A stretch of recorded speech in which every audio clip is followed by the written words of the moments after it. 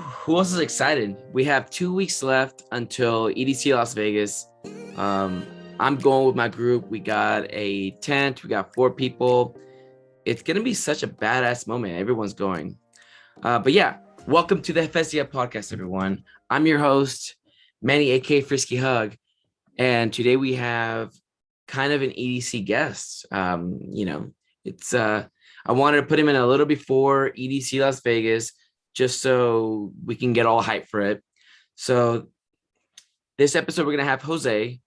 His last name is Perales, or Jose Perales. He's the guy in the wheelchair in the Under the Electric Sky movie. If you haven't seen the Under the Electric Sky movie, you got to go right now. It's on Netflix. Sorry, actually, no, they took it off Netflix, but it's on YouTube still. Go ahead and check it out, guys. I'm telling you, you won't regret it.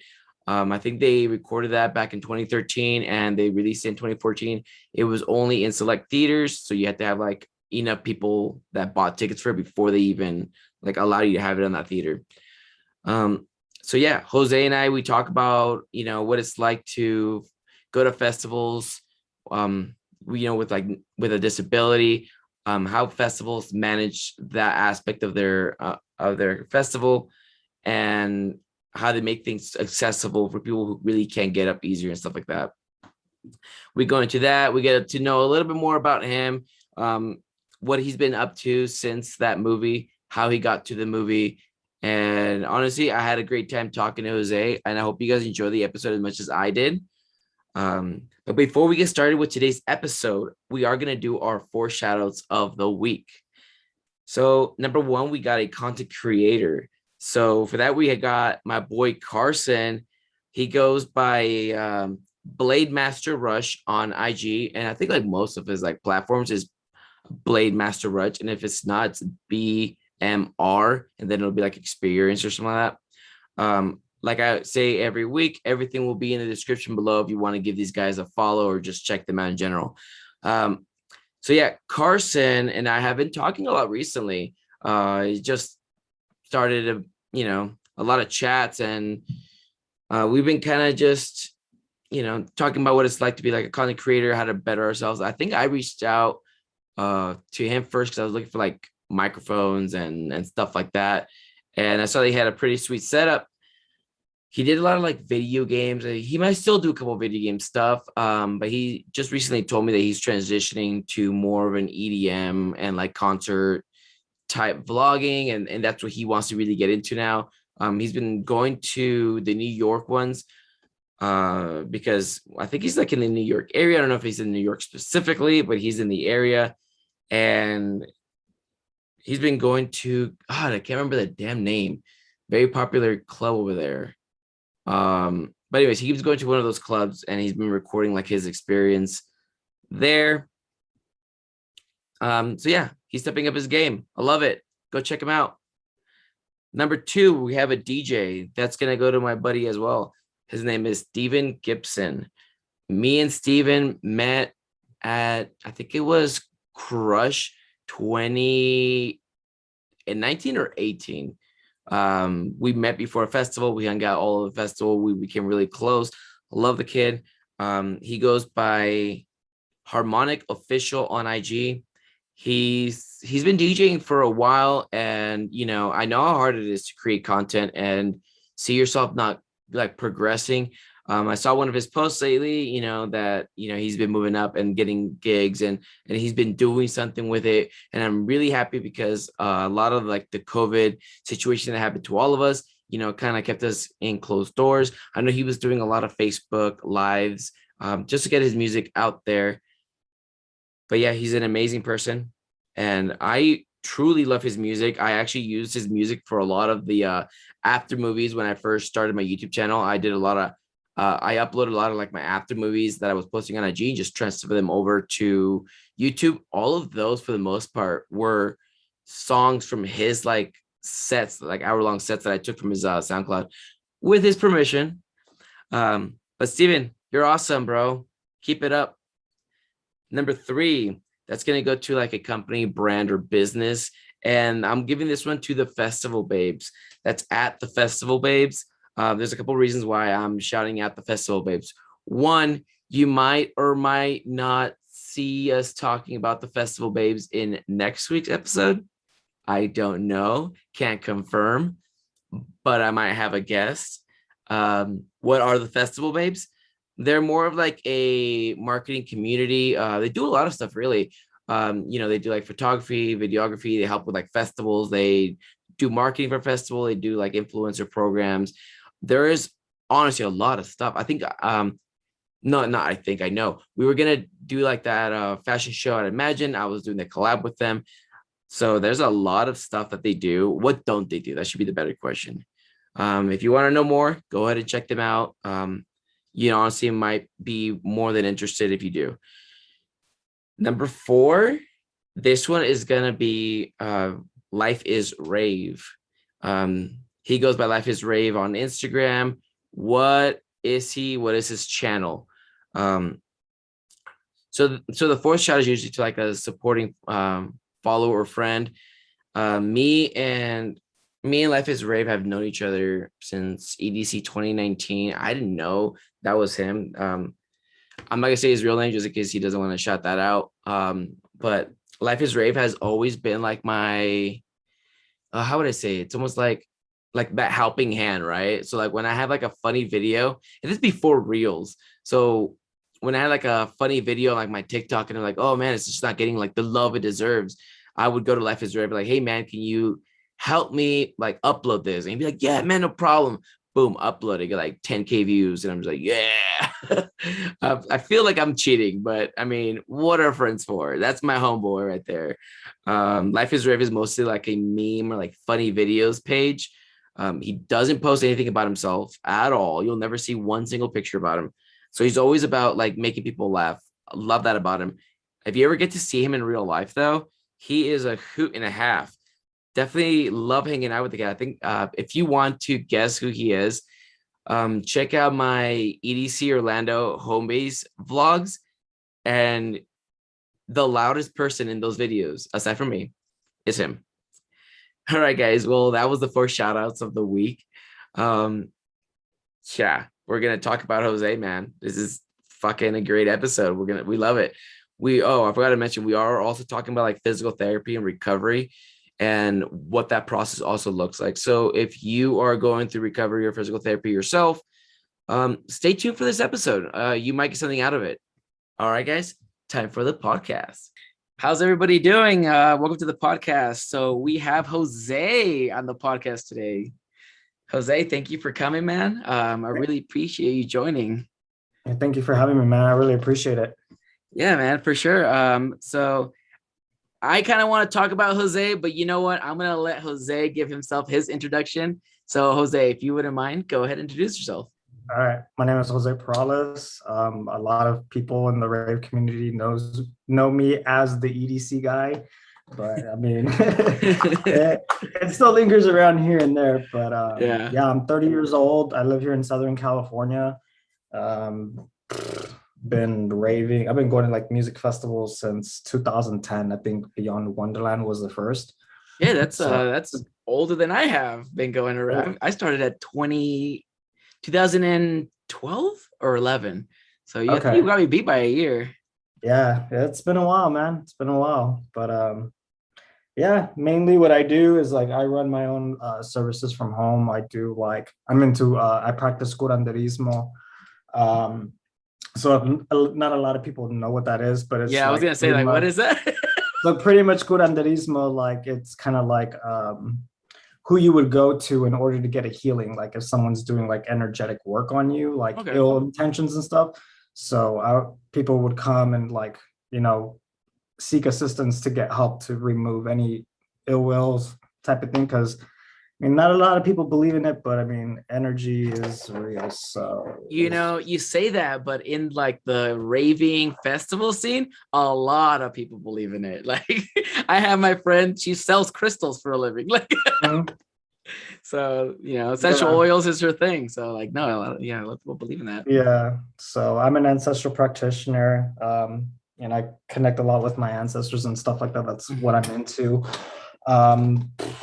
Been doing this I've been getting deep into it for like the last maybe seven years.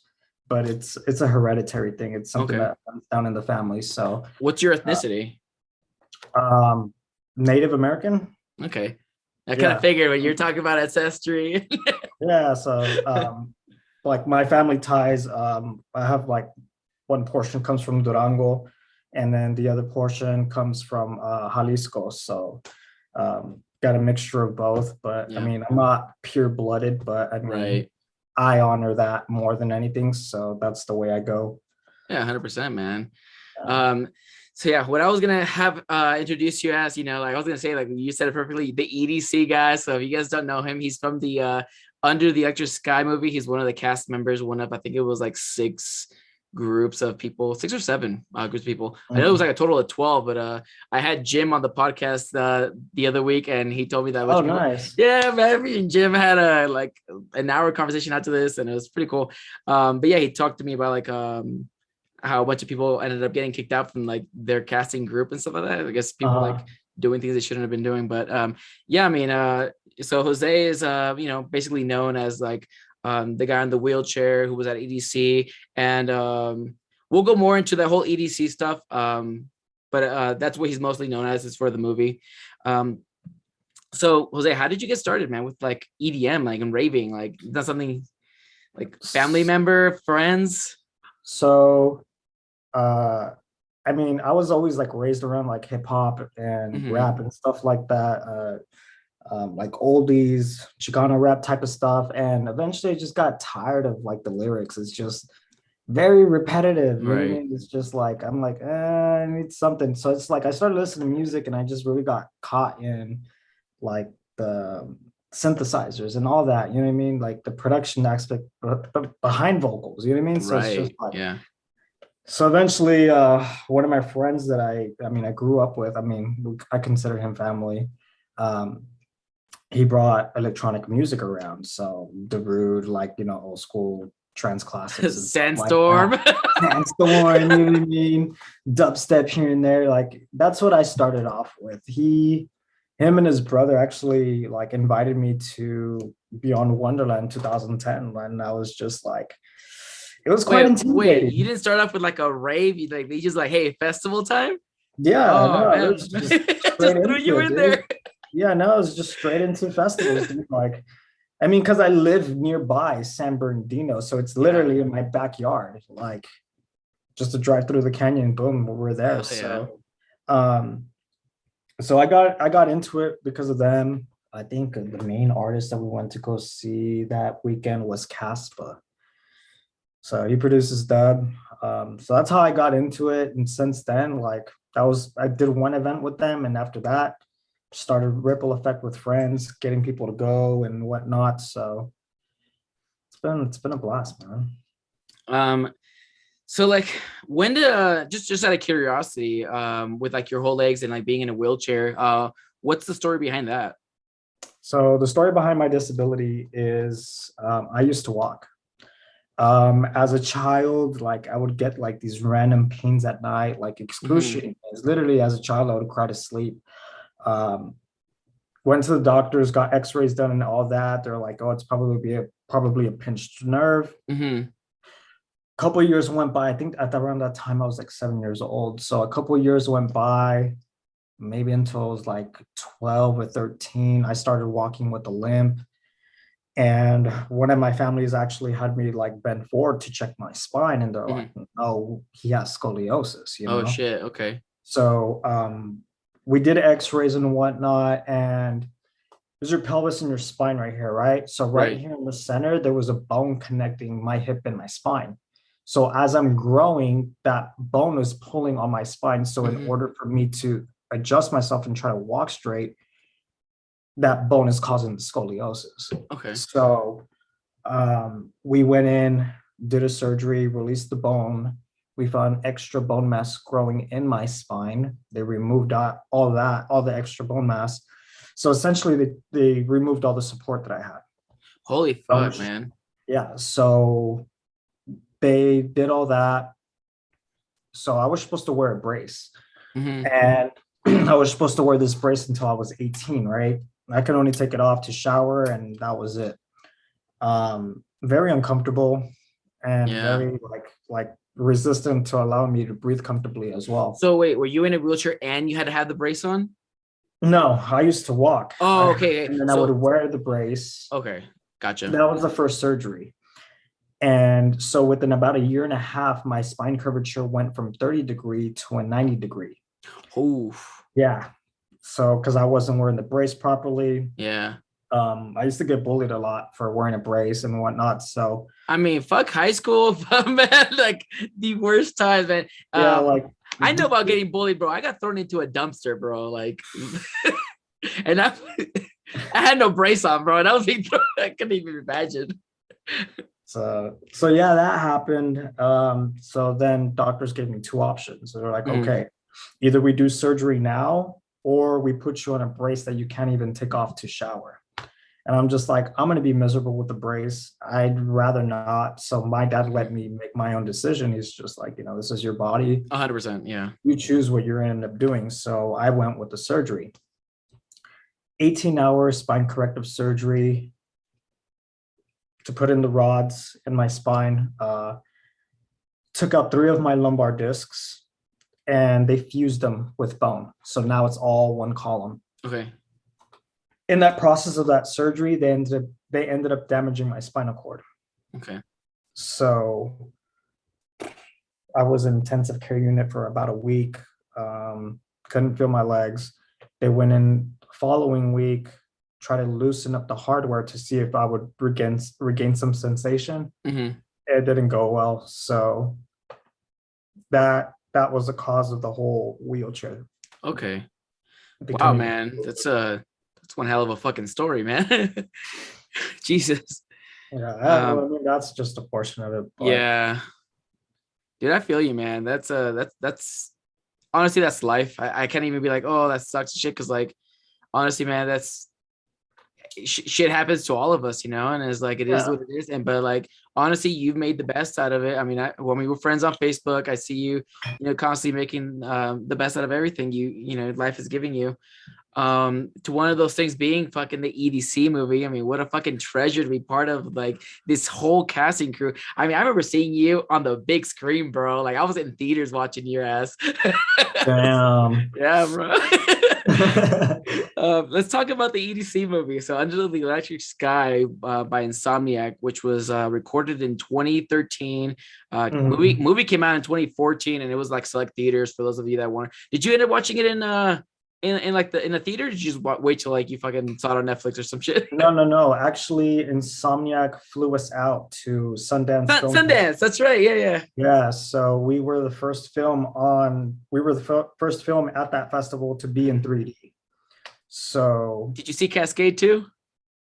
Did I watch Cascade? No, he was there, right? He was at the Sundance. Oh, I guess they had like multiple days where you could go. Gotcha. So my day, I wasn't there when Cascade was there, so yeah. So we were scheduled on separate days. So oh shit! Did you see anybody that was interesting there? Not really. It was just like fly in and then fly out, and that was it. So oh shit. Okay. Yeah. So talk to me, man, about the how you got started with that EDC movie. How did like do you even like what went through your mind when you were like, oh shit, let me go ahead and like apply for the spot? So this is the thing. I've actually been doing like the crowd surfing thing for a couple of like years. So I've been doing it since 2011. So if I'm in the moment and it feels right and I'm really feeling the music and people around me are down and I feel comfortable enough, I'm like, all right, let's do this. You know what I mean? And so I started doing it 2011. And I've been posting around on social media. I think Pasquale even posted like around 2012, around 2011, 2012, Pasquale had posted one of my pictures. And so the casting call came up, right? Yeah. And I'm just like, this would be pretty dope. Like to get into this would be pretty dope. Like, yeah. So I was like, you know what? The worst thing that can happen is not get an email back and I'll just go on with my day. You know what I mean? So yeah, exactly. I'm just like, no, let me give this a shot. So I filled out the application form, sent in a couple videos, a couple pictures of myself. and I'm pretty sure Pasquale recognized the photos. Yeah, from when he reshared your ass. Yeah, so I was just like, I had a feeling it was probably going to be an easy in, but you know what I mean? I was like, let's just go for it. So they called me in down to Sunset Boulevard. It's in Hollywood. So they wanted to interview me in person. So I came down, they asked me a bunch of questions, and I got an email back like, we're giving you a green light on this. So it's just like, damn. Like, this is happening. I was like, oh shit, this is really fucking happening. You know, I'm just like, I was stoked. So we just followed it through with emails and whatnot. And 2013, we started doing the filming for that. The crowd surfing part. Main stage. I can't even get on someone's shoulders, bro. I can't even imagine that shit. Yeah, actually, a bunch of my buddies, you know, to give credit to them, you know, they actually helped me out a lot for that moment, especially at main stage. Like, it's brutal moving through main stage, especially moving a wheelchair above the crowd, you know, at main stage. So I think the person that was actually playing during that set was Porter Robinson, but we didn't get the approval from him. Yeah. So they just ended up switching it in for, what was it? Oh, I forgot the guy that they switched it in for. Was it? No. Fuck, I forgot the guy. I forgot the guy's name. But anyways, originally it was for Porter Robinson's set because there was a track like, I'm not even into that music. I'm not into Porter Robinson like that anymore. Yeah. But there was a track that I was really connecting with around at that time. And we went for it. So see, this is why I need a producer for these podcasts, bro. I'll be like, hey, put that clip on right now. Let's watch it. Yeah, exactly. Like, one of these days, man. Yeah, no, definitely, man. But so yeah, we did the documentary. They followed me around for like 2 days out of the 3. So I had my free day to go off and just like enjoy myself. But those 2 days, they literally had someone, they called them a Care Bear.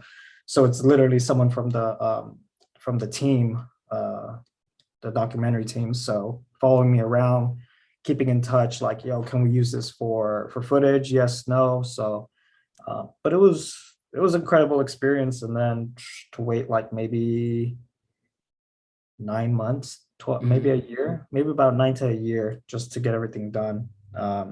It's funny because I'm glad they gave you like that 3rd day off, because they didn't give everybody the 3rd day off, because apparently, like I said, like people got kicked out from like mid festival, and they're like, hey, we need some of you guys to do a day 3 because we don't have like enough footage, because they couldn't use the footage from all the other people that they had kicked out because they were like breaking the rules, you know, taking things they weren't supposed to, and just no. So it's just like, dude, like you're filming for Insomniac, like 100%, bro. You can go to a certain extent. Like, you could go one festival, bro. One festival without just being crazy. Just do what you're supposed to do, bro. Make it entertaining for them, but don't break the rules. And like people couldn't handle just doing that for a weekend for Pasquale, bro. Just fucking one weekend, my dude. So, bro, like, you know what? I gotta keep it cool. Like, I mean, I'm gonna go and have my fun. Like, I'll have my few drinks and stuff like that. But it's 100%. Just like, I'm not gonna overdo it, because I heard there was a couple people that were just like wonked out. That were just like, "Fuck this, we're not fucking filming. Get the fuck out of here," you know? Yeah. I was just like, all right, whatever. So that's what I heard around through the grapevine. So. Do you keep in contact with anybody from the casting crew? Yeah, I actually keep in contact with Jake Smith. He was a part of one of it was the Ray family that sensory. Yeah, we're from the same part of town. Oh, okay. Yeah, so Nick Abarca and Jake, and yeah. So I keep in contact with Jake. He's a really cool friend of mine. Man, everybody keeps in contact with Jake. Yeah, Jake's the guy, man. He's a man. Keep in contact with the old Candy crew. Bro, you're like the 3rd person who said this like in the last like 2 months. Yeah, So the old candy. so I'm gonna have Allie on the podcast soon. I haven't told her yet, her and her husband, but I'm gonna end up at some point. I'm gonna send them the invite. We're gonna get them on the podcast because I bumped into Pasquale at a club one day, and we started talking. I was like, "Do you keep in contact with anybody?" He's like, "Yeah. The old candy couple. I keep in contact with like." Everybody be fucking hitting them up. They're cool people out here. Man. I gotta meet them, man. I've never encountered them before. I added them on Instagram. We're gonna see if one of these days I have the free time to be like, hey, you want to do the podcast right now? Like my list is like really full up until like the end of the year. I have like who I want to get on the podcast, and it goes up until like January. So we'll see. Okay, that's good, man. For sure. Yeah, no. So that's about it. Okay. Oh, you know what? Damn, I feel bad. I forgot her name because she's always changing her Facebook name. Homegirl that, got on stage with Above and Beyond. Oh, shit. Yeah. I know you're talking about. Well, it's like I occasionally check in on Facebook here and there, but yeah. It's mostly the Candy crew, the old Candy and Jake. So yeah, I don't really know her name either. I just watched the movie too, like a few weeks ago. I don't remember. It's funny. You remember that Wolfpack crew for the movie? Oh yeah. I'm actually friends with the guy that got lost. He couldn't find the RV and shit. Yeah. I was in a random Snapchat group, and he starts talking about the movie, and I start talking about it, and he's like, yeah, I'm the guy who couldn't find the RV and shit. I'm like, what? Just a random Facebook or Snapchat group. Just funny though.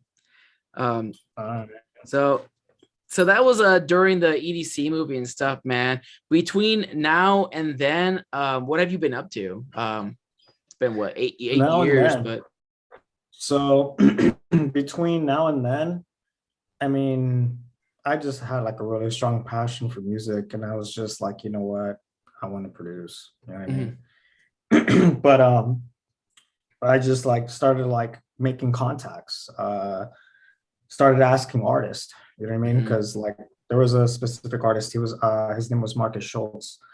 I was like, hey, man, like Marcus Schultz. Marcus Schultz, man. It's a man, bro. I had reached out to him, and I'm just like, hey man, like, you know me, I know you, we've crossed paths before. I have a couple of questions. Like, I want to get into music production. Where do I start? It's like, get yourself a MIDI keyboard, get yourself a DAW, get yourself some studio monitors, and just go at it. You know what I mean?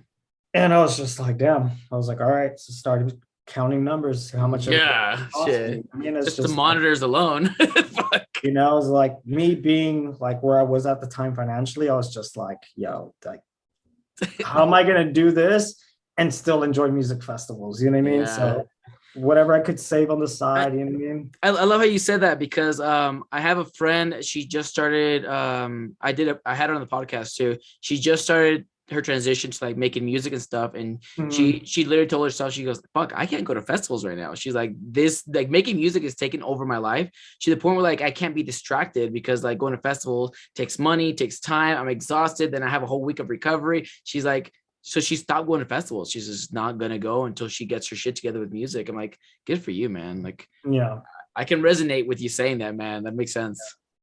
So yeah, at the time I was just like, trying to focus, like, man, I wanted to still enjoy music festivals, you know what I mean? So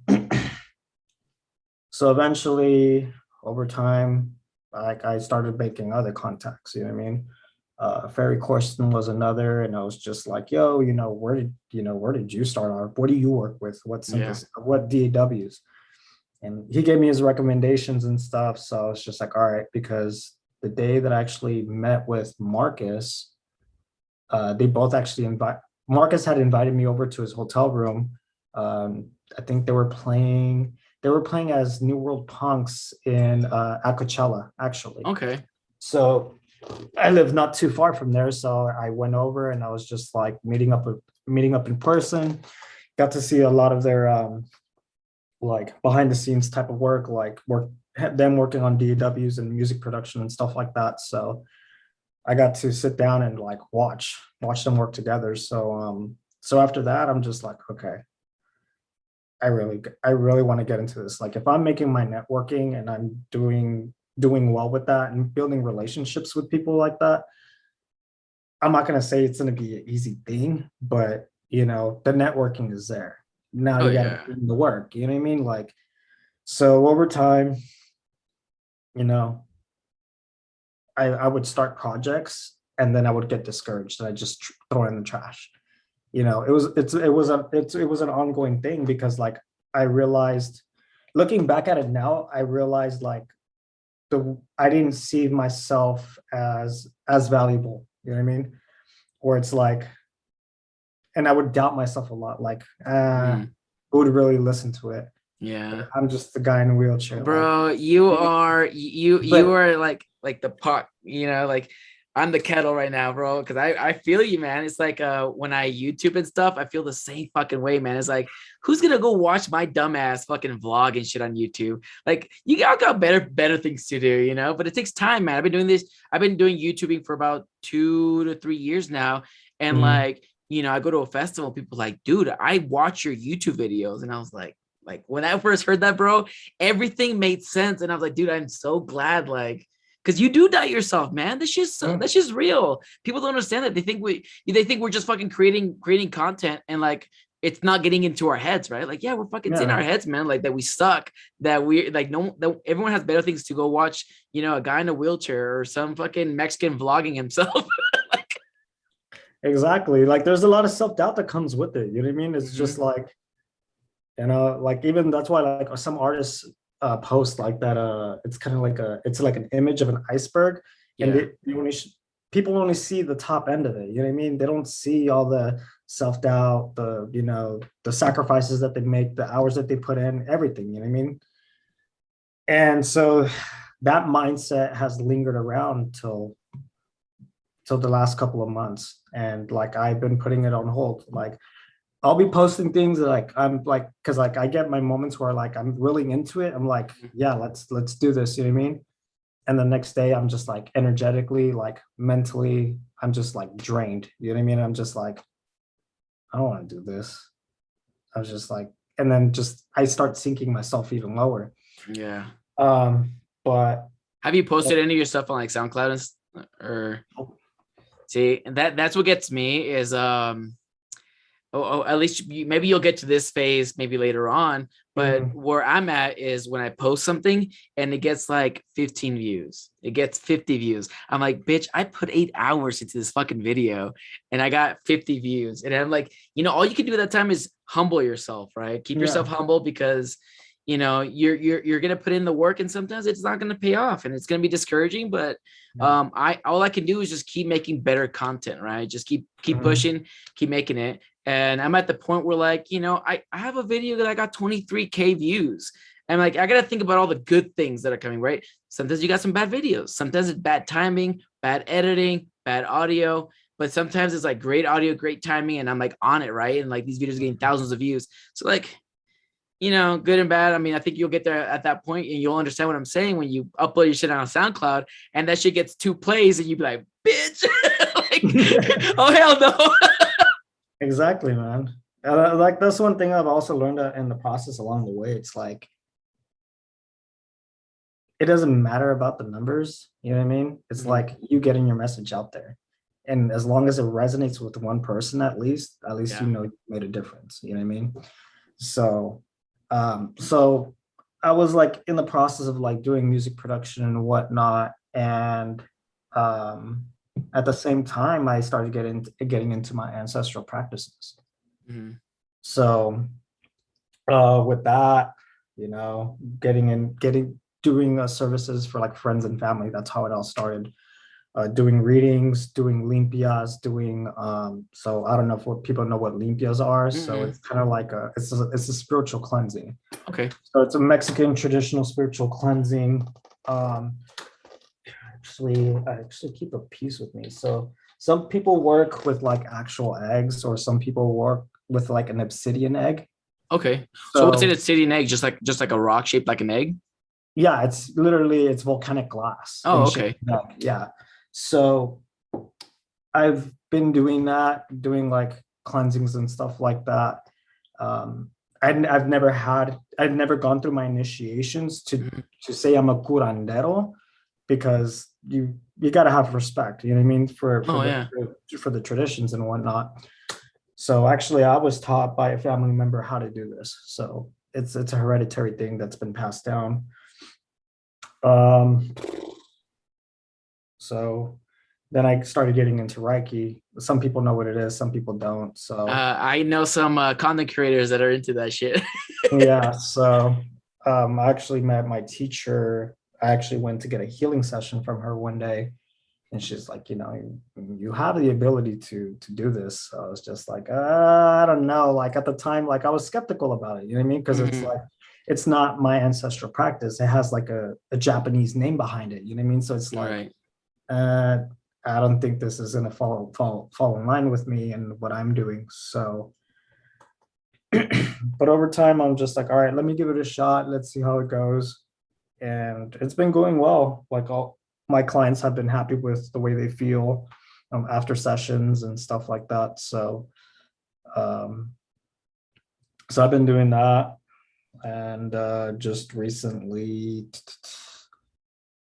a couple of months ago, like I ended up moving into my own apartment, and just being confined in an apartment during COVID for, months, it's you tend to do a lot of inner reflecting, you know what I mean? And in that process, like I've learned so much about myself, of what I want to do and where I want to go. And I'm just like, you know what? I want to go back to physical therapy, man. I want to go back to physical therapy. The amount of how do you say it? The amount of how can I put this into words? The impact that it made on me going to physical therapy. Having a routine, getting up, going, working for something, you know what I mean?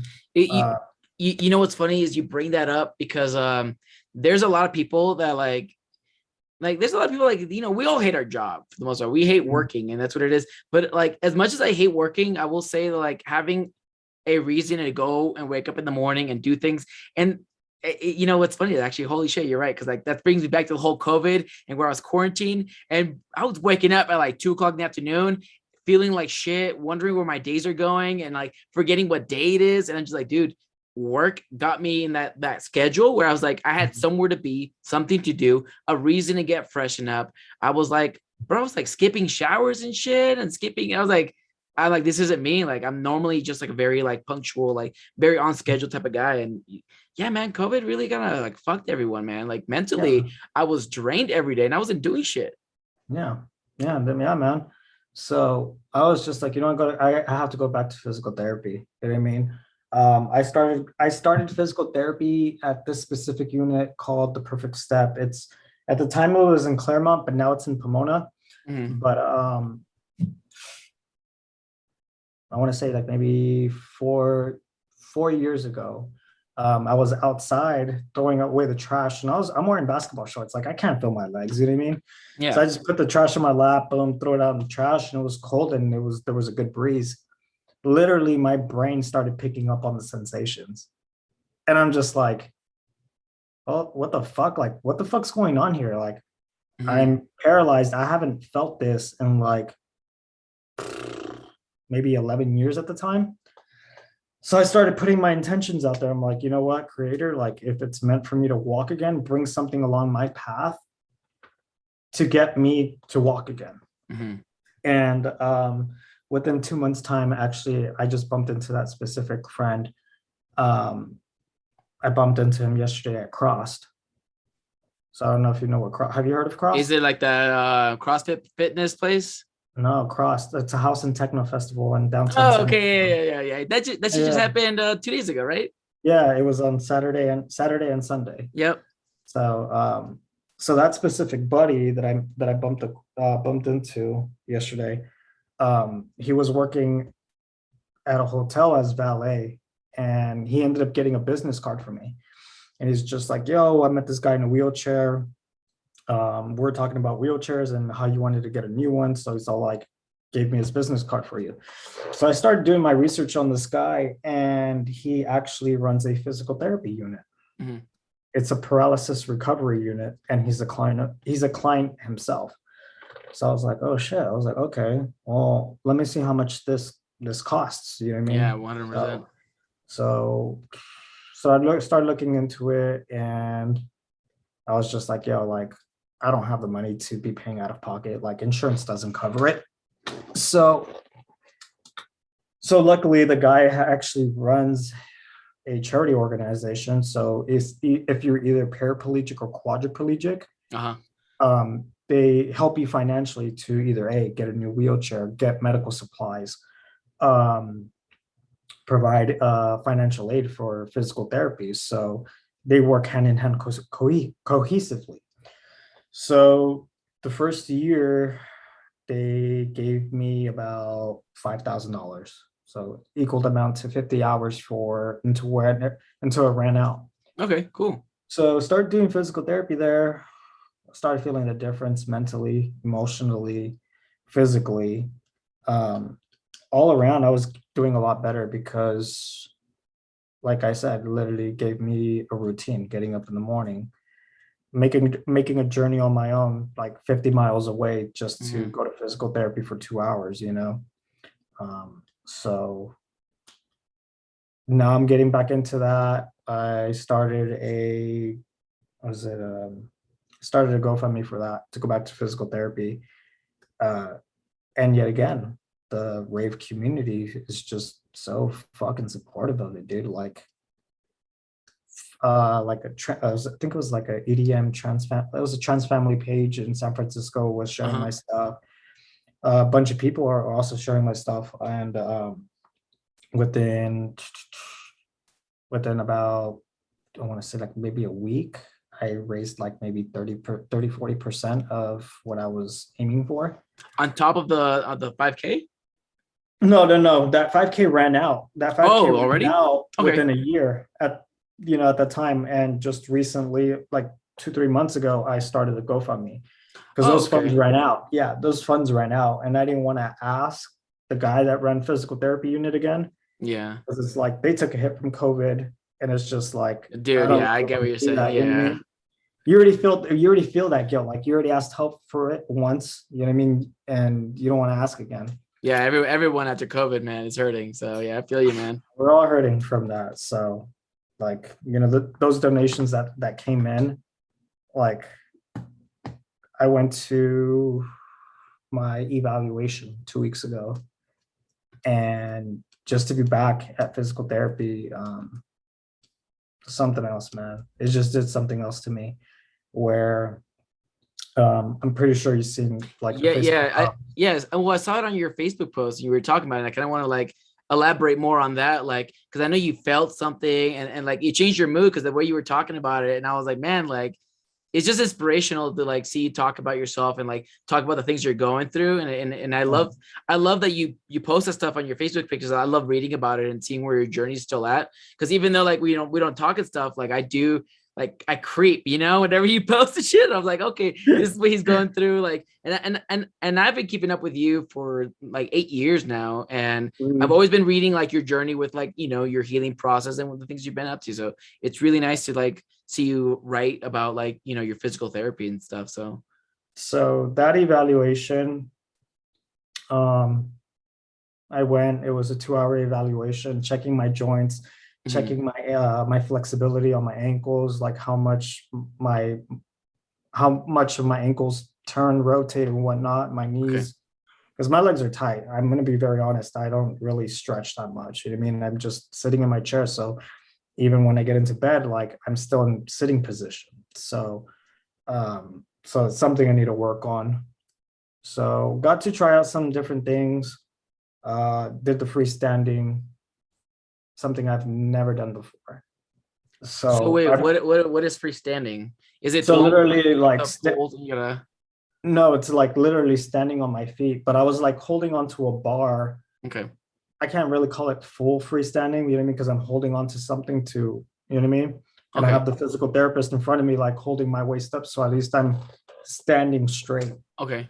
So I wasn't even using a standing frame either. So that was the first time to actually be on my feet. Mm-hmm. And standing on my feet for the first time in 15 years. Yeah. Half of my life, literally, really did something to me where it just gave me that reassurance that, like, I went through everything that I did in my life, the paralysis, the depression, you know, the, I don't want to use a term because it's probably going to trigger. Right. Yeah. But I went through that process multiple times. I went through osteomyelitis, a severe bone infection, complete isolation again, dude. Like, everything like that I've endured shaped me to the person that I am today. But to be standing on my own 2 feet for the first time in 15 years just did something to me where it's like, I don't want to do music festivals. I don't want to be throwing money at that. I want to go full force into my recovery. Mm-hmm. That's what I wanted, because I came home and I just started breaking down, dude. I'm just like, no, I bet, man. Yeah, no, like I came home and I started breaking down. I'm like, holy fuck, dude. Like, everyone that had donated and like was supportive of it, like, I got that chance because of them. Not only myself, before having the courage to put that out there and ask for help. That's a huge thing for me. Like, asking for help isn't something that I like to do, because I like to be very independent as much as possible. Mm-hmm. So that's how all that went down for that day. It literally messed me up for about 3 to 4 days, and I'm just like, it's here, it's go time. I feel like you got a sense of like kind of like a revelation, right? Not revelation, like you had like a new sense of purpose, and it was like, dude, like I've had those epiphanies before where I'm just like, I'm doing the wrong things right now. Like, I should be doing something that I want to do. And this is like this other things that I'm doing is a distraction. So like, I used to love playing video games and stuff like that, right? And at some point I was like, this is a distraction of what I really need to be fucking doing, because that's not gonna help me out in the long run. I'm just throwing money at it. I'm like wasting time on it. Dude, our life's too fucking short to be like wasting hours upon hours on shit that we don't really need or will help us with our actual goals in line for our future, I definitely think that are you inspired by the idea that you were standing on your two, like on both your feet? So yeah, definitely, man. That did a number, because it's just like it's like one thing to like be doing it and holding yourself up and like be focusing on holding steady, but then for like me to turn around and look in the mirror, I'm just like, I'm not in a fucking wheelchair. yeah, I'm like literally on my feet and I'm not in a fucking wheelchair, man. I'm like, yeah, fuck. I'm like, just like fucking shit. I'm like, I'm happy for you though, like that experience, man. So thank you. No, it was a really very good moment. My mom was there with me that day, and we went and had dinner, and she's just looked at me and started smiling. She's like, you're here, you're doing this. Yeah. After I had my surgery, doctors told me that I was only going to live up to 21 years old. What the fuck? 21 years old.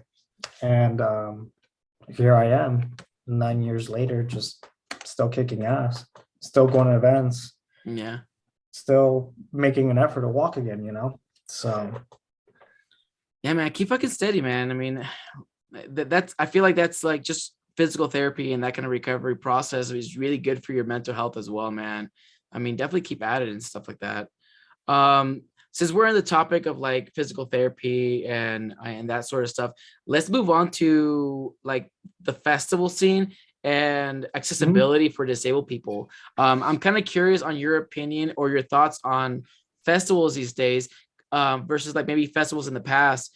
Was there the same amount of accessibility back then as there is now, or is there like more? I feel like maybe there's more. What would you say? It's there's more awareness, I think, that people are disabled and they are going to events. What is your opinion on that? Is there? So right now, the way I've been seeing it here in Southern California, West Coast wise, Insomniac does a great job at it. You know, I'm not trying to praise them because of, you know, the documentary. No. And Insomniac does a really good job at it. And they do it to the point where even their VIP areas, if you're disabled, you know what I mean? You're paying for a VIP table or whatever, or a VIP ticket. They literally go out of their way to literally bring an elevator. So you no way. So you can actually get on the VIP platforms. So they're at that point. I know Insomniac hires a company that's ran by a guy that's actually paraplegic. So because I was going like to EDM biz conferences here and there. So I see the guy that at the conferences at the event. So it's just like me and him link up, we talk here and there. That was around at that time, but I've seen the changes over the years, because I did EDC in 2010 at the Coliseum. There was no handicap platforms. There was no, you know, consideration for accessibility. That weekend, literally, I had to go down like the tunnel through the back of the main stage just to get onto the main floor, because the Coliseum, like, you can't even, there was no accessibility, anything. Yeah. They had no space for accessibility. So I want to say 2012, 2013, I started seeing the shift. So they started adding the handicap platforms and whatnot. But now I know that there's organizations, that festivals around the United States, they hire these companies to come in and make everything accessible. Handicap platforms, accessible porta potties. I mean, they already have accessible porta potties for the most part, but yeah, they do. They have like, I think like one per like big section. They have like that main one and stuff like that. No. You know, I went to Forbidden Kingdom, and maybe it was like the first time I realized, because I haven't never had to like go to these like platform areas for like ADAs, but this girl called out to me. She's like, because I go by Frisky Hug on like my iconic reasons, and she's like, I know you from YouTube. Can I give you a hug? But she was like, you know, disabled, and she couldn't like get to me, so I had to make my way to her. And at the security was like, whoa, you can't come in here unless you're like, you know, you need help. Yeah.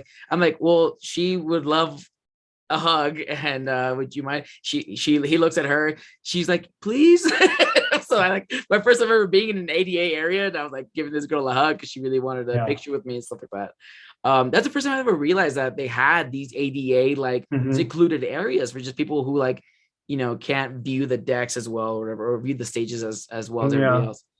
That was a Forbidden Kingdom, and I don't know, but maybe it was because Pasquale now helps run Forbidden Kingdom now. He's Pasquale's moving to like the East Coast more and more. He's adding more stuff over there.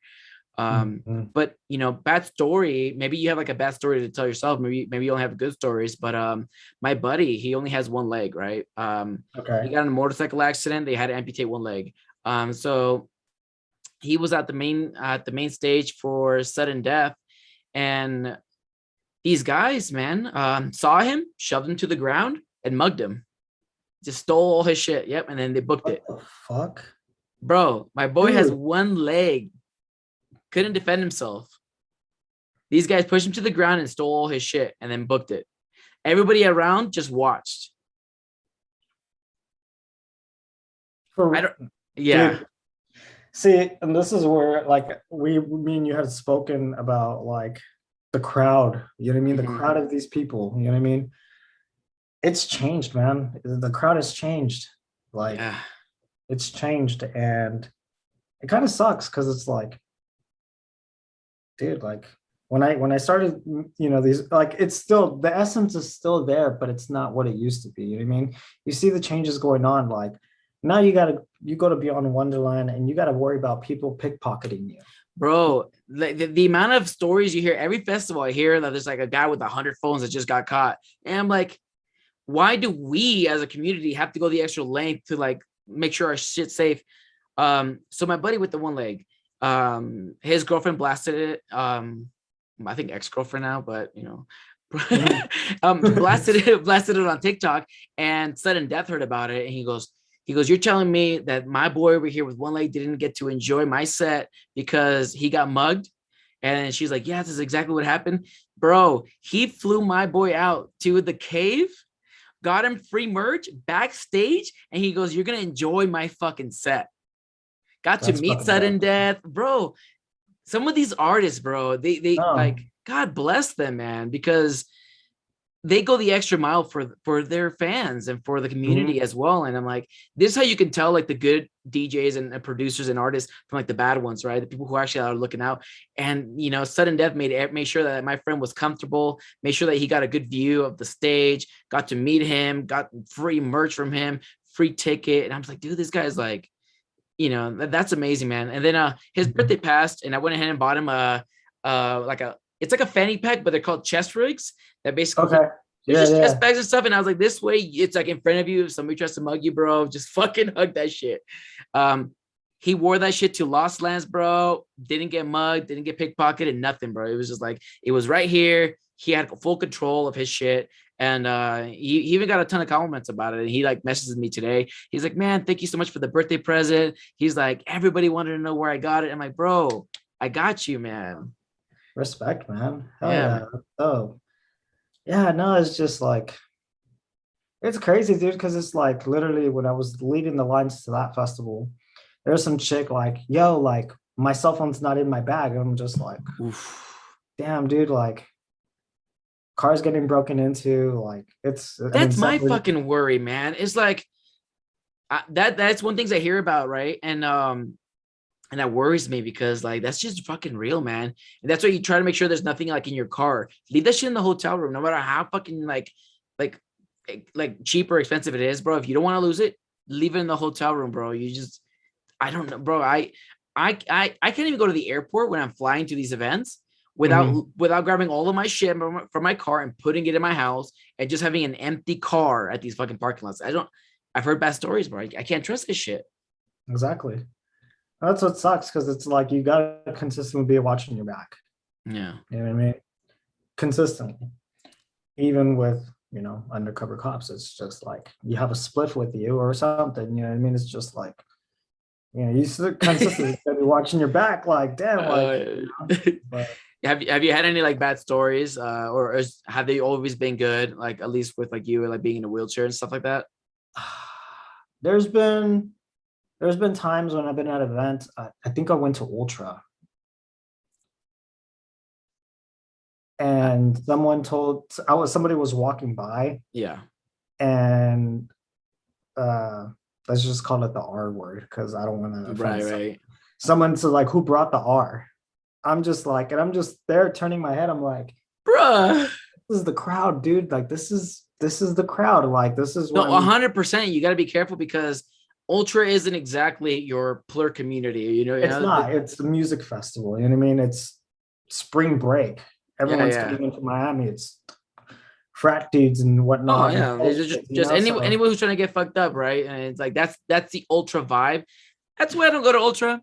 I already know what it is. Everyone knows what Ultra is, bro. I'm not about it.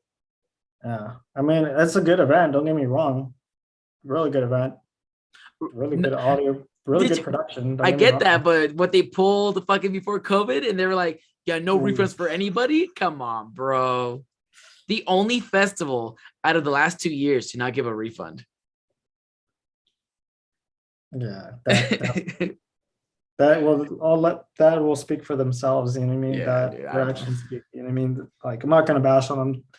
I know a couple people that work like a few people that work there, so it's just like, yeah, let's keep it on the low. That's you guys. That's on you.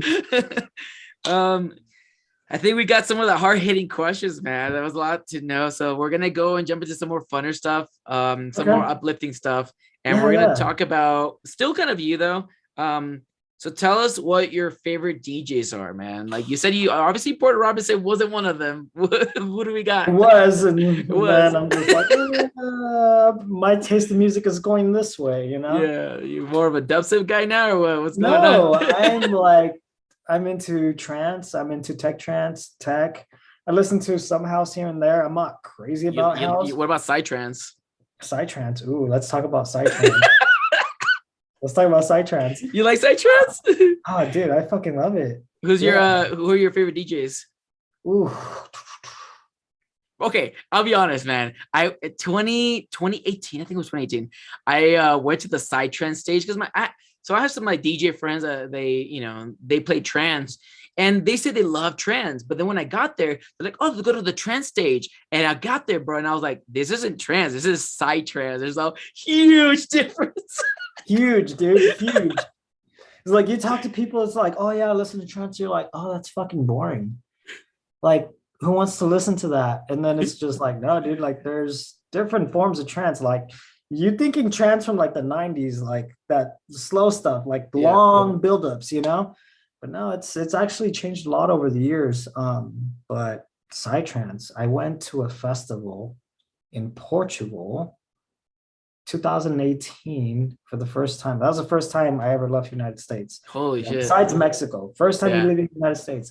Dude, that was me like a month ago. I went to Berlin, and I went to first time I ever left like the Central Northern America area. I never man. Oh, it's a whole different experience once you leave these fucking this part of town. So I did a music festival. He's a brother to me. He goes by the name of Phoenix. He told me, like, he had posted, is like, "Yo, I want to go to this festival. Who's down?" Nobody responded to the post. I'm just like, I just went on there. I was like, "I'm down. Let's do this." And he's thinking like, "You're not down." You know what I mean? So nobody pulled through. Nobody bought tickets. I was the one on there, like, landed tickets for Boom Festival. So I don't know if you know what Boom Festival is. I know where Boom is, but I don't know about no Boom Festival. Boom Festival, 7-day psychedelic trance festival, and literally out in the ranches in Portugal at a lake. 7 days straight. 7-day music festival. So you got to camp there. There's like no hotels, no nothing around. So you literally come with the sleeping bag, come with the tent, and camp there for 7 days. Bro, I can't even camp for 3, bro. Get out of here. Dude, it was such a beautiful experience. Very transformative experience, actually. But yeah, that was like my first psychedelic festival, traveling out of the States. It was a good experience. They say, my buddy said that the people from Burning Man actually go to Boom Festival to make their music, to make Burning Man more spiritual. Okay. Supposedly, that's what I heard. So don't quote me. I'll tell you this, man. When I went to that psytrance stage at EDC, I was like, the only way you could enjoy this shit is if you're tripping, bro. I say that a lot about a lot of things, though. I was like, you gotta be on some shit for that, and you gotta be on some shit for experimental bass. Both of those genres, man, you gotta be on some form of fucking shit because but I have a buddy, man, completely sober, listens to that shit, and he could be there for 8 hours straight, and that's like his jam, and he's just like in his element. And I love that for them. I love that for my friends, man. You find what you love, man, and that's your fucking jam, that's your element. And I love seeing them smile, and like, this is where they're meant to be, man. This is the stage for them. That's good for you, man. And doing that shit sober too, man. I don't know how we're friends, but okay. Yeah, that's the thing though too. Like, you're going to a foreign land, Portugal, you know what I mean? You're gonna look for stuff. Like, you can't bring anything through, the airport, you know what I mean? Don't even bother. Yeah, don't. So so literally at Boom Festival, they have a tent. They have a tent where you can go. So say, for instance, you find substances there that you buy, literally you buy what you're taking for yourself, and then you buy a little extra, right? So they literally have an area where you can go take your sample and get it tested. So you know what you're putting in your body. They'd rather have you knowing what you put in your body. Yeah, dude. I mean, consuming blindly. I mean, these outbreaks, it's funny, we haven't heard about them recently because of COVID, right? So no festivals, no outbreaks, but festivals coming back again, and now we're seeing people getting overdosed by fentanyl again. I'm like, bro, dude, we just ended this shit. Exactly. And it's like, we're coming out of COVID. Everyone's tired of being confined. It's going to go out of hand. People are just like, nope, fuck it, I'm taking this. I don't care. Let's go. And that's a sad thing about it. Is just like, I It's don't want sad reality, but yeah. I don't want to dumb down the energy, but it's just like that's the reality of it. You know what I mean? But that's what I really like about out there in Portugal. It's like at that festival, they'd rather have you knowing what you're consuming instead of Oh yeah, man. Dude, I mean, it's inevitable. I worry about some of my friends, man, because like, we have the consumers of certain substances and stuff like that. And I'm just like, dude, I'm like, you don't have a test kit. I know I'm your fucking friend. Like, you be careful out there. And like, it's just better just to not do anything. Just drink, bro. It's a little more expensive, which sucks, right? Like that fact that one beer is like $14. I'm like, come on, Pasquale. We can do better, bro. Come on. But yeah, man. Well, that's the thing. But do you have any favorite festivals that you've ever been to? Like, what are your top three? Top three festivals. I really enjoyed Boom, so that's easy. Okay. That's a no-brainer.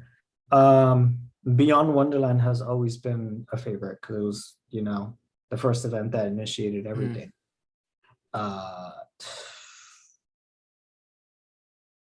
You ever been to any festivals in the East Coast? The only one has been Ultra. I haven't done anything like Izu or anything. I haven't really traveled over there. It's been more like staying over here in the West. I have noticed there's a different vibe to it. I feel like it's just different. I've always had different experiences when I go from one place to the other and stuff like that. Maybe it's the people, I don't know, but I always have like a worse time on the West Coast than I do on the East Coast. Like, I try to be super helpful. And is it the crowd? I think it is. And it's like, I'm a very helpful person. I'm very fucking sober most of the times.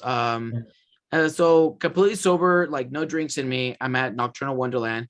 And this guy who's obviously bugged out of his mind, he goes, "Hey man, can you help me like figure out how do I do this, get this water in this backpack?" And I was like, "Yeah, man." I'm trying to show him like, you just like, it's like hands-free. You just do it, it'll come out and stuff like that. He goes, "Okay, how do I do this with this bag?" I'm like, "Well, you gotta like open up the bladder." He goes, "Where's the bladder?" And I'm like, "It's in the bag." Like, where in the bag? So like, I'm kind of like, he's completely out of it. And his girlfriend's right next to him, completely bugged too. And I'm like, "Do you want me to show you?" He goes, "Yeah, please." So I open the bag and I go in there to try to grab the bladder. And his girlfriend slaps my hand. She goes, "Don't you fucking touch my bag. What the hell is fucking wrong with you? You fucking thief, this and that." I'm like, whoa. I'm like, "So you do or you don't want me to help you put water in this bladder?"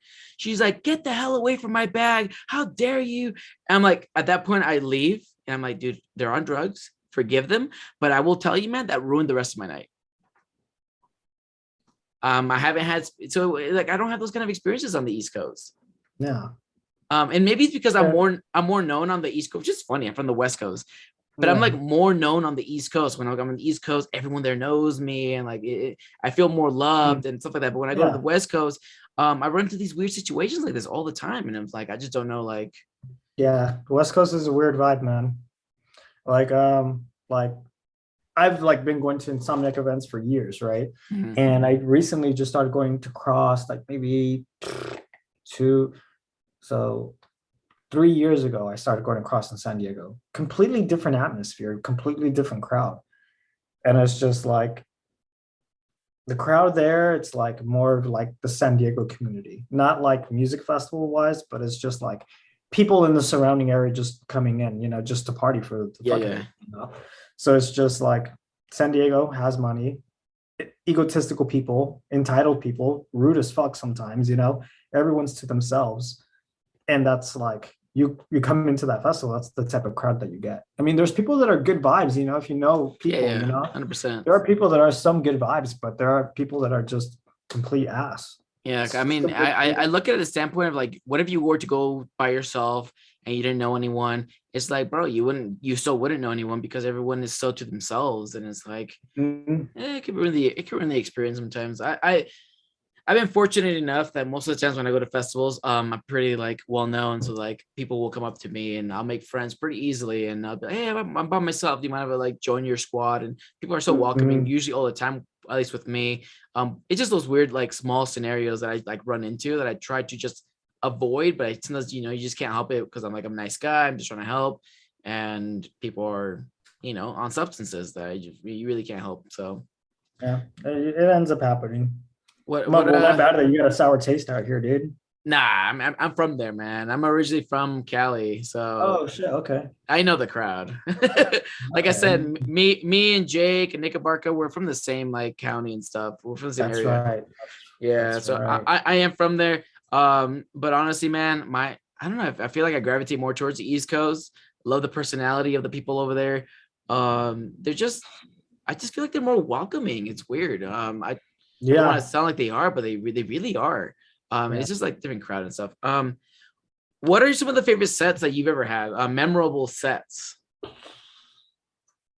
Armin van Buuren, State of Trance 500, Miami, crowd surfing for my first time. I was up there and he was literally just like fucking pointing at me. I was like, oh yeah, fuck yeah, dude. Like that, and like that's the thing. Like I got into trance. I got into trance in EDC 2010 was like literally my first like live trance gigs, right? Above and Beyond main stage.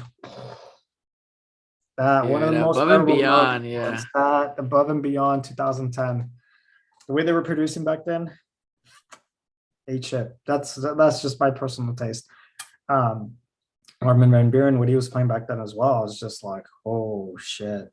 You were like Dash Berlin. Dash Berlin, yeah, I did like Dash Berlin. Yeah.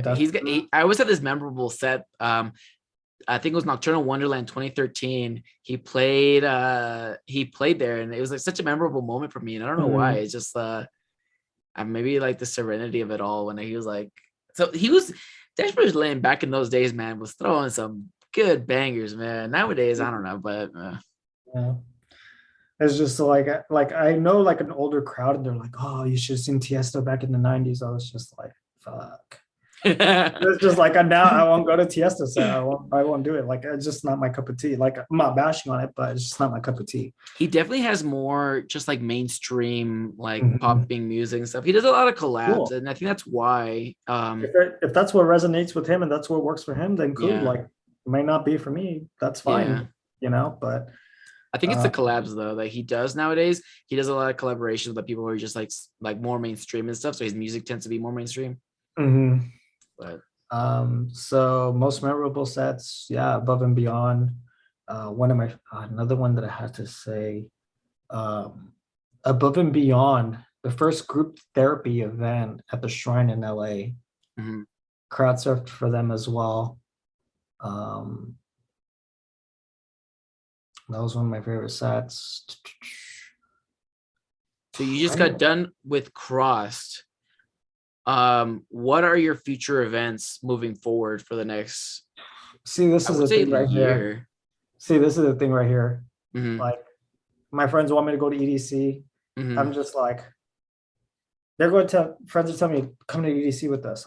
But my head's all like physical therapy. 100%, yeah. Physical therapy. Like, if I go to EDC, I'm going to be dropping an easy $1,200. Hotel, gas, food, drinks, the ticket. Do I really want to go out of my way, party for 3 days? I'm not gonna lie, I'm getting older, dude. I'm feeling it at events. Oh yeah. I'm there by midnight and my body's just done. Oh, bro. I'm on my bed, dude. My back is hurting. Can we please talk about the fact that like age is hitting? Because I'm also in my 30s, man. And I went to Nocturnal Wonderland and I got just roasted on social media because I put down that I left 30 minutes early. So I missed 30 minutes of Deadmau5's set because I was tired, I was hurting, and I wanted to go home. Also, if you leave early, you fucking don't hit any traffic, bro. Exactly. I was at the hotel, bro, in 10 minutes. And they're like, what? How? I'm like, dude, I just like left early. Like that's all it was to it. I technically left 40 minutes early, but it takes 10 minutes to get out of Nocturnal into like into your car anyways. And somebody was like, oh, me miss Deadmau5? Yeah, that couldn't be me. And I was like, yeah. And so people just roasting me, bro, for like they're like, oh, your age is showing. And I was like, bro. See, that's the thing though. It's like when you're doing this for a while, like see, like me, like me and you've been doing this for years. You know what I mean? Easy 9-10 years, Yeah, so man. it's like they're gonna recycle the artists, so it's like I'll catch them again maybe 2 3 4 months down the line. Yeah, it's no big deal. And I'd rather get home quicker, get rested, and actually be in bed and not be stuck in the car in traffic for hours. Yeah, and people were telling me like, nah, man, you just party in your car till all the cars are gone. I'm like, you're kidding me, right? Like, I have another day tomorrow, a festival. Like, I want to go eat breakfast, bro. I'm hungry right now. Like, and people were like, oh no, grab some chairs, chill out with your homies outside. I'm like, dude, that is the mentality I had when I was 20. I would have 100% done that. Not even been tired, but like nowadays, bro, I'm sober. I'm tired. My body hurts. My mind hurts. I'm sleepy. Yeah, man. I was like, because that morning I woke up early as hell, and I'm just like, all right, I got to go to San Diego, pick up inventory, come back, pick up my negative COVID test, go to the event. So I was literally up from like 9 a.m, then dealt with traffic, and I didn't get to my buddy's place, and I didn't knock out until like 4 a.m. So it's like sitting up that whole time, my body was just shut out. I'm like, nah. Do I really want to do EDC 3 days? Do I really want to put myself through that? No, man. Like, I'm gonna have to take my pain medication with me, but it's just like, do I really want to do that? Like, that shift from me standing on my feet is just like, no, like, this is where I want to go. You know what you need to do, and I think that man. So it's like one of my friends, I was telling her, man, she is right now, she's working on music and stuff like that. And she tells me, she's like, I'm going to try to go to Lost Lands. And I'm like, listen, I'm going to talk to you right fucking now. And I'm going to tell you that it's not a good fucking idea. You need to sit your ass right back down and just forget about Lost Lands. Don't even think about it. Yeah. Like, it's the FOMO kicking in. Don't think about it. Just fucking, it'll be over in a little bit, but the FOMO does say, I am going to EDC Las Vegas, man.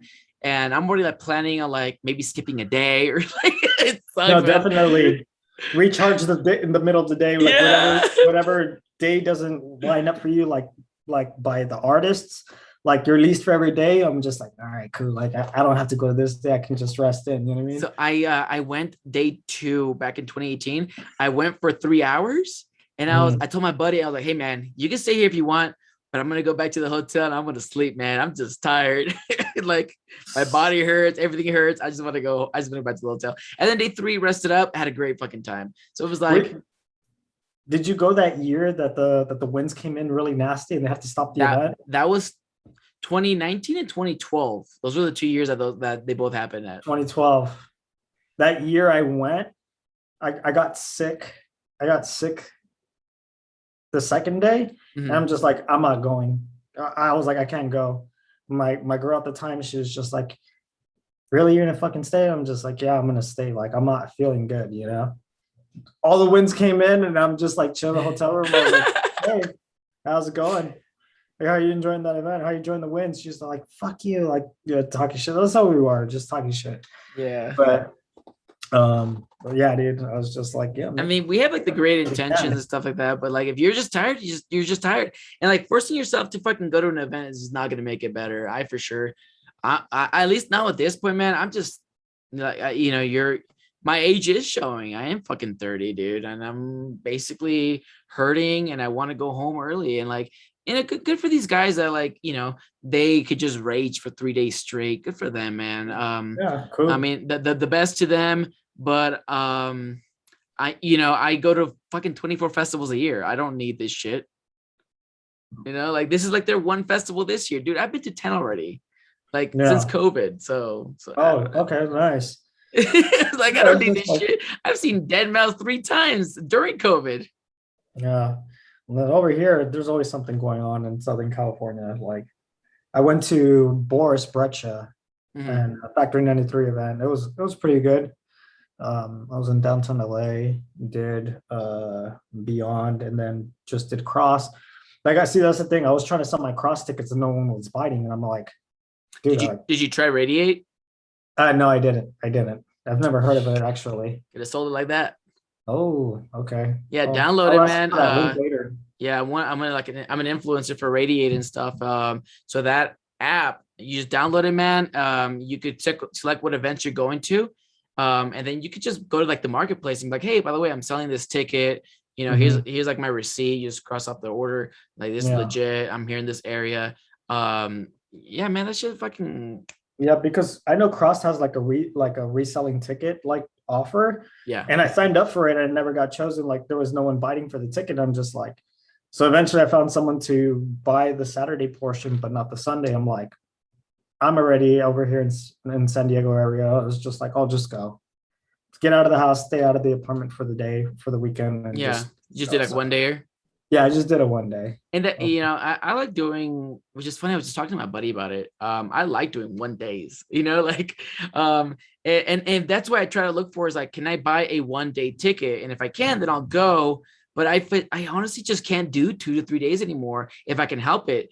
I also try to tell people like, I'm a content creator in this like whole EDM space, bro. Like, that means that when I go to a festival, I have to vlog it. I do TikToks for it. I'm usually working with the company for it. Then I'm doing a podcast. I'm editing these podcasts during the week. And that means I got to edit those vlogs. I got to upload them, come up with thumbnails. I'm like, this isn't like a quick, I'm going to get fucked up for a day. I'm like, dude, I'm like fucking working and shit. Like, my friends see me, they like, I'm constantly with my camera, my GoPro, and I'm like making TikToks and shit and recording my vlog. And they're like, dude, like they see me and then they acknowledge, because at first people don't realize like how much work I'm putting in, but they're like, dude, like, are you even having fun? Like, it looks like you're just working. Like, honestly. I'm working, man. Fuck, man. It's just, I'm trying to build a career for myself. And like, That's I can't do that shit fucking, you know, just dancing all day. Like, time is money and going to raves is money. I didn't get where I was at because I just love jumping up and down there the entire 3 days. You work for it. Yeah. It's good, man. All right, man. Looks like we're almost at like an hour and a half. Ooh.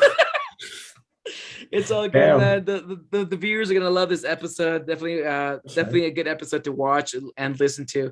For you viewers out there, this episode with Jose is available on Spotify. I got it on Apple Podcast. I have it on SoundCloud, which is completely free. I have it on iHeart Podcast. I think it's different than iHeart Radio, but I don't know. Check it out. I definitely throw it in there. And then if you guys want to actually watch our faces, we do have this shit on YouTube as well. Hey. Jose, where can people find you, man? Type in Crazy Legs Jose on Instagram. Crazy Legs Jose. Crazy Legs Jose on Instagram. It's been like that for years, dude. So you can find me on Instagram. I'm a little bit on Twitter, but I don't care for it too much. But I'm mainly on Instagram. So yeah, I'll go ahead and add that on the description below if anybody wants to go give him a follow and stuff like that. Once again, Jose, thank you for coming out to the podcast, man. I really hope everybody enjoyed this episode. I know we had a lot of ups and downs. Honestly, this went from happy to sad to crazy. Yeah, literally, life is a roller coaster. I mean, it's not all set in stone. One, you know what I mean? But no, man, thank you for having me. I really appreciate it. Like, yeah, man. When you hit me up, I was just like, is this really happening right now? Am I getting played right now? Am I on Punk'd? Nah, but I was just like, yeah, I'm down, dude. But thank you for having me, dude. Yeah, man. I thought this would be a great time to kind of talk about disabilities and accessibilities to like at festivals and stuff. And I thought it was going to be a knowledgeable experience for all of us listening to this. And thank you for sharing your experiences. Thank you for allowing us to like know more about you as well, man. Yeah, one thing for anyone that's disabled that's listening to this podcast, get out there and enjoy it. Enjoy your life. If you want to go to a festival and you're uncomfortable, have someone that'll be by your side that you can enjoy it with. Mm-hmm. If there's literally no ADA platforms or anything, speak up. Speak up. Speak up for everyone that's disabled. Nothing's going to change without us speaking giving our damn input. Yeah, so it took me years. It took me years to literally get out of my shell, out of my bubble of comfort. Once you break out of your bubble of comfort, you can't stop. That's all I'm about to say. Just there's no growth without being uncomfortable. So make that first step, go out, enjoy yourself, enjoy music. That's it. I'm gonna leave it like that. Mic drop. All right. Well, with that being said, everyone paying attention to this, everyone listening to this episode, hope you enjoyed it. And until the next one.